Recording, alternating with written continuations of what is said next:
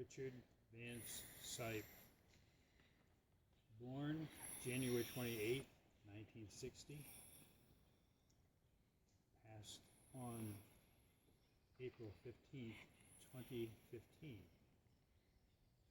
We're gathered here today to honor Vance, his family and friends, and to fulfill his desire that his earthly remains be placed next to his grandfather, Jack Mantooth, close to the cabin that was their summer retreat for many years.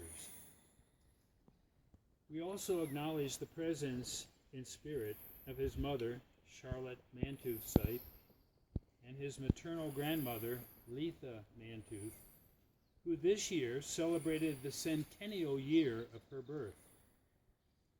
Charlotte and Letha live in Yakima, Washington, and for health reasons are physically unable to be with us here today. Vance was my son by choice, not by circumstance. I met his mother in 1967 after moving to Phoenix from Dallas and became aware that raising a 7-year-old presented many challenges to a divorced working mom that were being helped by the proximity of her parents who were ready to help. Vance lived with Jack and Letha, and I was regularly invited to share Sunday dinner with the family, including Jack's mother, Grandma Great, and prepared by probably one of the best cooks in Scottsdale. Charlotte and I were married in 1968, and Vance came to live with us part-time in our little townhouse close to Camelback Mountain. We embarked on a journey as a new family, but the comfort of the old way held an intense attraction for him, and weekends were always spent with Grandma and Grandpa. Not too many kids enjoyed having two homes in those times. In June 1969, I was transferred to Detroit, Michigan with my company, and we located in a neat 2-bedroom apartment in Plymouth where Vance would have his very own domain. He started school close by and seemed to really like being a full-time resident. We got to shoot model rockets at the school playground and had a lot of fun doing family things, including making a snowman with that white stuff that rarely comes to Phoenix, but obviously visits periodically to Walker. Everyone knew him as the kid from Arizona, the one that lived in that apartment with the fake orange tree on the balcony. He really enjoyed our trip to Pennsylvania to spend Christmas 1969 with my folks, who literally lined the staircase to the second story in their home with all of the gifts for the new grandson. I'll always remember the photograph of his smile as he sat on the staircase, acknowledging that all of those packages were gifts for him. In 1971, we returned to Phoenix and bought our first home on North Lane, and Vance enjoyed not only his own room, swimming in the family pool, enjoying summer weekend jaunts to Jack and Letha's place here in Walker, but also having his own dog as well. And to become a real family, I went through the process to formally adopt Vance as my son. These were the good years. Enrolled at Brophy College Prep, getting ready for college, and generating lots and lots of good memories. But things happen. And the best plans and hopes for a son to be able to pursue his dreams can be shattered by unplanned circumstances. We don't really know why, but Vance endured a long battle with an illness that most of us cannot truly understand. From the heights of supermotivation and accomplishment to the troughs of depression and despair. He was challenged to make sense of things which many of us simply take for granted. We were aware of the challenges he faced. We're encouraged by his attitude and conviction that he could surmount the problems he wrestled with, and saddened by his repeated departures from the path. Perseverance became the word, but the road was long, and dealing with the issues also impacted the lives of those who loved him. Marriages do not always survive, but parents and friendships do, and the love and concern for him and his well-being continued in a manner adapted to provide the most positive results possible. Over the years, Vance explored a variety of interests, was employed in many different endeavors, trying to find his niche in life, and ultimately became very knowledgeable about what natural foods, as well as prescribed medicines, would help him capitalize on his gentle inner strength and enable him to realize his continuing interest in wanting to help other people. Having been a care receiver for many years, he became a conscientious caregiver with payback as the goal, as a certain paraplegic in Scottsdale can certainly attest to.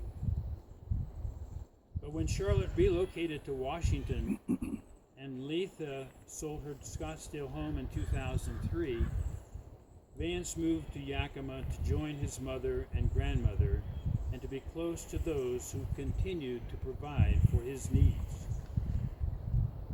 His life was not the easiest, but he worked within the limits of his experience and constantly sought ways to expand his knowledge in an ongoing effort to realize his own dreams.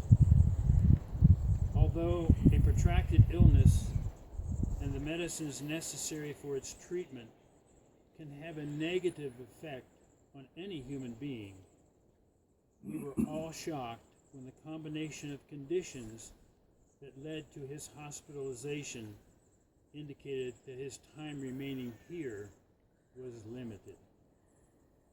Finally, in hospice care, he was able to share his innermost feelings with his mother and a spiritual advisor, and quietly passed on to new life. There is an old adage that parents should never outlive their offspring. And when we are faced with the untimely death of a son or a daughter, it makes us ask, why are they gone and we are still here? Perhaps it is because their work here is finished, and perhaps something in our work here remains undone. If you believe that the soul, the essence of who we really are, is on a constant journey to return to God, then our experience in this life is to prepare us for the next step in the journey. Vance faced his challenges in life, and although shorter than most, he must have met the task, because he now has a new calling, a new birthday, and that is cause for true celebration by us who remain. It is a simple profession of faith, and clearly stated in the words of a song: we remember, we celebrate, we believe. Godspeed, Vance. We know that your spirit has already risen from these ashes, and we look forward to seeing you again when we make the same inevitable transition in our own lives. I would invite anyone who would like to say words or remembrance about Vance at this time.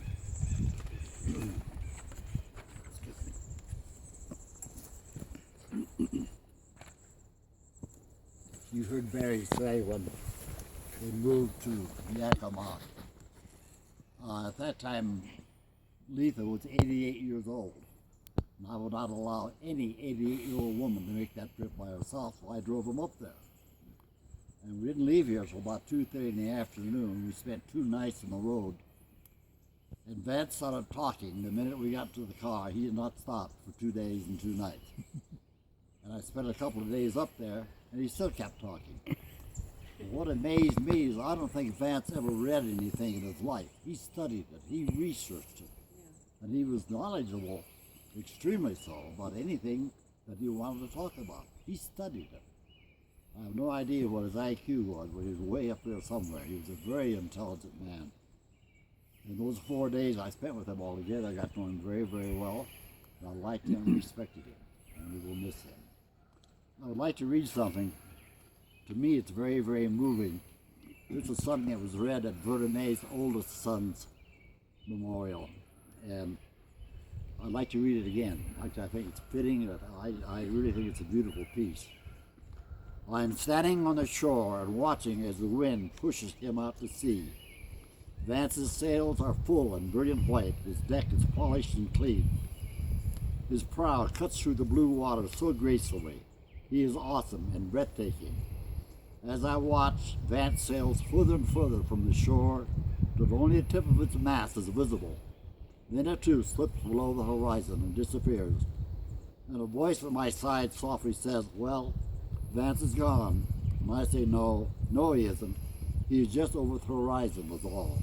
His sails are still white, his deck is still polished and beautiful, and he is still gracefully cutting through the water. It is just that he has traveled beyond our ability to see him. He is still there, and being out of our sight does nothing to diminish him. Yet I grieve simply because I cannot see him anymore. But we have to remember that just as those of us on our shore are softly and sadly saying, "There goes Vance," there are friends and family on the other shore shouting, "Oh, look, here he comes." Thank you. That's great. Very nice. Anybody else? Here. Well, I wasn't prepared to talk, but I just wanted to say that we recognize that a lot of the things that Barry said. We met Letha and Jack and Vance when they moved up here in 1977, I think. And very good friends. We went back and forth between the 2 places. She'd have us for dinner, and she was an excellent cook. And Vance, as John says, was extremely intelligent. I had many conversations with him, seen him in his, ups and his downs, and he was a super neat person, and he was dearly loved by his grandmother and grandfather and all of his family. And I believe that he is at home with the Lord. I have reason to believe that.